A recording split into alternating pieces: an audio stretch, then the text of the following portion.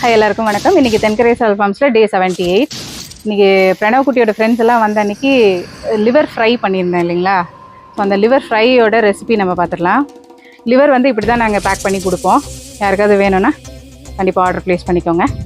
இரும்பு வானலில் தேங்காய் எண்ணெய் ஊற்றி வச்சு பொடி பண்ணி வச்சுருக்கிற பட்டை, கிராம்பு, ஏலக்காய், பின்ன கொஞ்சோண்டு ஜீரகம் போட்டு அது கூடவே சின்ன வெங்காயம் போடணும்.